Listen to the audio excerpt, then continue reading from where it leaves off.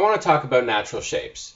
If you think about the spiral, it happens in fluids, it happens in plants, it happens way out in the galaxies, and it happens in your DNA molecules.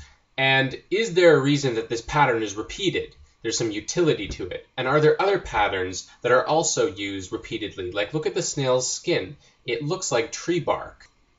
Other patterns, like a leopard's spots or a zebra stripe. How did these come to be? Watch this balloon. It's been caked with a fragile, fracturable coating. The inner balloon is going to expand much faster and much more elastically than the outer brittle coating. So that leaves fractured, isolated islands as spotted patterns on the balloon's skin. Could this process be analogous to how it works in other examples, like in a zebra or in a leopard print developing from an embryo, or maybe in bark even, or a snail's skin?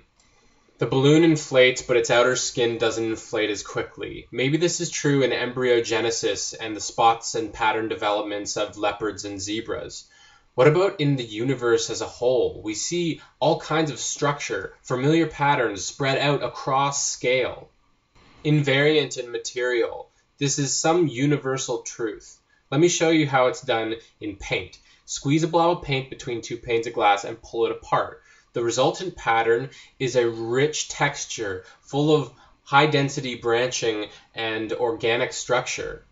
I wanted to understand more about this pattern, so I built a simple machine to reproduce the structures.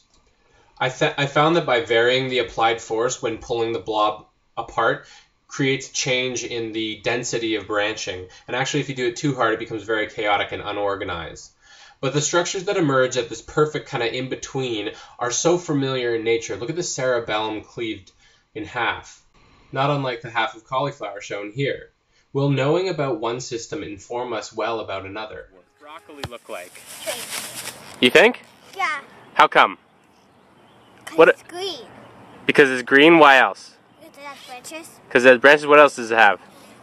Leaves. It has leaves too. And on the inside, look, I've cut it so you can see all the branches. What does cauliflower look like? It looks like a cloud. But look on the inside. It looks like a tree. On the inside, it looks like a tree, just like the broccoli did.